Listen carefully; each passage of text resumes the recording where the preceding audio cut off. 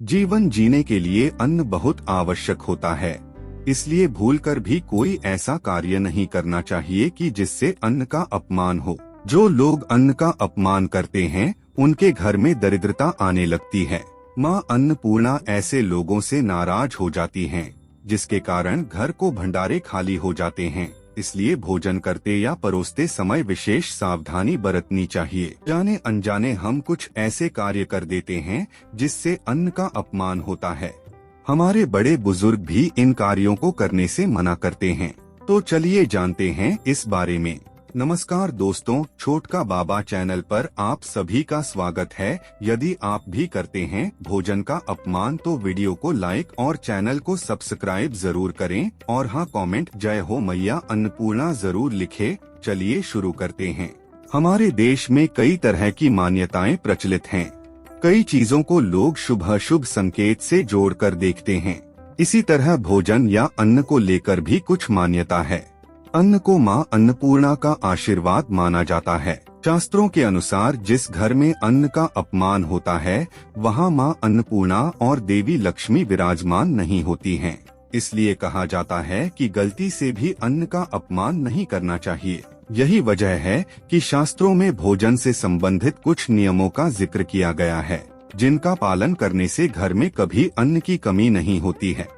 शास्त्रों के अनुसार कभी भी थाली में जूठा भोजन नहीं छोड़ना चाहिए। ऐसा करने से माँ अन्नपूर्णा और लक्ष्मी जी नाराज हो जाती हैं। चलिए जानते हैं थाली में जूठा भोजन क्यों नहीं छोड़ना चाहिए। जूठा भोजन छोड़ने से झेलने पड़ सकते हैं गंभीर परिणाम। ज्योतिष शास्त्र के अनुसार थाली में जूठा भोजन छोड़ना माँ अन्नपूर्णा और माँ लक्ष्मी का अपमान माना जाता है।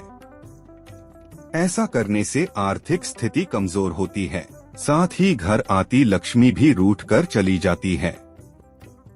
जूठा भोजन छोड़ने से बच्चे पढ़ाई में कमजोर होते चले जाते हैं। मन पढ़ाई से धीरे धीरे पूरी तरह हट जाता है। इसलिए बच्चे पहली बार में जितना खा सकते हैं उतना ही परोसें। थाली में जूठा भोजन छोड़ने से शनि का प्रकोप झेलना पड़ सकता है। इसके साथ ही चंद्रमा की भी अशुभ दृष्टि व्यक्ति के जीवन पर पड़ने लग जाती है। चंद्रमा की भी अशुभ दृष्टि की वजह से मानसिक बीमारियां भी व्यक्ति को घेर लेती हैं। इसके अलावा यदि आप यात्रा के दौरान जूठा भोजन फेंकते हैं तो आपके काम कभी नहीं बनते या बनते काम भी बिगड़ने शुरू हो जाते हैं। थाली में जूठा भोजन छोड़ने से व्यक्ति पाप का भागी बनता है। इसलिए थाली में खाना उतना ही लेना चाहिए जितना खा सकें और कोशिश करें कि कभी भी खाना व्यर्थ न हो। यदि किसी कारण वश भोजन थाली में छूट जाता है तो हाथ जोड़कर माँ अन्नपूर्णा से माफी मांगे। थाली में भूलकर भी न धोएं हाथ। कुछ लोगों की आदत होती है कि खाना खाने के बाद थाली में हाथ धो लेते हैं। यह आदत कतई सही नहीं होती है। भूलकर भी कभी खाने के पश्चात थाली में हाथ नहीं धोने चाहिए। खाना खाने के पश्चात थाली में कुछ अन्न के कण बचे रहते हैं। मान्यता है कि जब कोई थाली में जूठे हाथ धोता है तो अन्न का निरादर होता है। इससे माँ लक्ष्मी और माँ अन्नपूर्णा नाराज होती हैं। जो लोग ऐसा करते हैं उनके घर में अन्न और धन की कमी होने लगती है।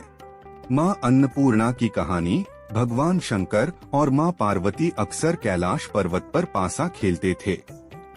एक दिन भगवान शंकर और माता पार्वती के बीच प्रकृति के महत्व और पुरुष की श्रेष्ठता को लेकर बहस हो गई, क्योंकि भगवान शंकर पुरुष की श्रेष्ठता पर जोर दे रहे थे। भगवान शंकर ने माँ पार्वती से कहा कि संसार एक भ्रम है, प्रकृति एक भ्रम है, सभी कुछ एक मृग तृष्णा है, यहाँ पल आता है और चला जाता है, यहाँ तक कि भोजन भी सिर्फ माया है। माँ पार्वती जो भोजन सहित सभी भौतिक चीजों की जननी है, उन्होंने यह बात सुनकर अपना आपा खो दिया। तभी माँ पार्वती बोली, अगर मैं सिर्फ एक भ्रम हूँ तो देखते हैं आप और बाकी दुनिया मेरे बिना कैसे रहते हैं। ऐसा कहकर वो दुनिया से गायब हो गई। उनके लापता होने से ब्रह्मांड में हाहाकार मच गया। समय स्थिर हो गया, ऋतु परिवर्तन रुक सा गया, धरती बंजर हो गई और भयानक सूखा पड़ने लगा। आकाश, पाताल और धरती तीनों लोकों में मिलने वाला भोजन उपलब्ध नहीं था। देवता, दानव और मनुष्य भूख से तड़पते रहे थे। भोजन से वंचित हो गई और वहाँ अकाल पड़ गया। जब भगवान शंकर के अनुयायी भोजन के लिए उनसे भीख मांगने लगे तो भगवान शंकर ने अनुयायियों के लिए घर घर जाकर भोजन की भीख मांगी, लेकिन किसी के पास कुछ भी देने के लिए नहीं था।